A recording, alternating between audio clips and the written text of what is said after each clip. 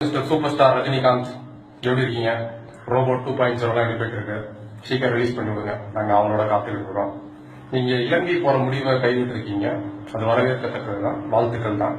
ஆனா அதை ஒட்டி நீங்க வெளியிட்ட கடிதங்கள்ல தான் எங்களுக்கு சில முரண்பாடு இருக்கு, பிரச்சனை இருக்கு. என்ன சொல்லியிருக்கீங்க? இத்தருணத்தில் மதிப்பிற்குரிய எனது அருமை நண்பர் திருமாவளவன் அவர்கள் ஊடகங்களின் வாயிலாகவும் வைகோ இதே மாதிரி வேல்முருகன் இவங்கெல்லாம் கேட்டுக்கொண்டதற்கு நான் இந்த முடிவை கைவிடுகிறேன். நல்ல விஷயம். ஆனால் அவர்கள் சொன்ன கருத்துக்களில் எனக்கு முழு உடன்பாடு இல்லை. ஏன் அப்படின்னா, நான் அரசியல்வாதி அல்ல, நான் ஒரு கலைஞன். அன்பு சகோதரர் திருமாவளவன் அவர்கள் சொன்னதை போலவே மக்களை மகிழ்விப்பது மட்டும்தான் என்னுடைய வேலை. இத்தனை வருஷம் கழிச்சுதான் நம்ம புரிஞ்சுக்கிறோம்.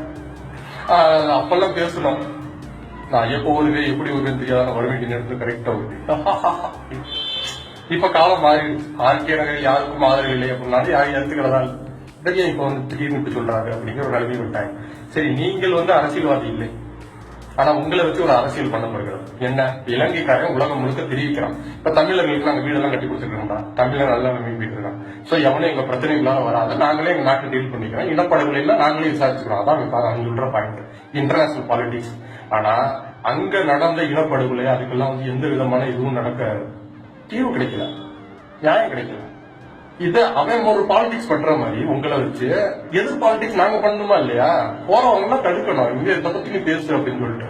இது ஒண்ணா? இன்னொன்னு, நீங்க 2 காரணங்களுக்காக அங்க போறேன் அப்படிங்கிறீங்க. என்ன, லைக்கா வீடு கட்டி தரா, அதை நாங்க திறந்து கொடுக்க போறேன்.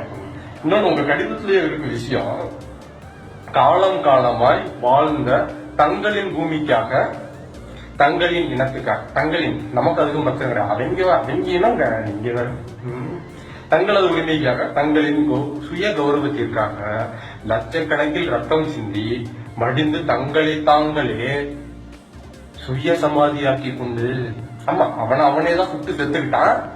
இலங்கை அரசு ஒண்ணும் பண்ணல, இவங்க ஒண்ணும் பண்ணல, ராஜபக்சேக்கு சம்பந்தமே கிடையாது. அவர் அருமையான விஷயம். இவங்க தங்களை தாங்களே சுட்டு கொண்டுட்டாங்க அப்படின்னா அங்க வாழ பிடிக்கல, சரி கழுத செத்து விளையாடுவான்னு சுட்டுக்கிட்டாங்க.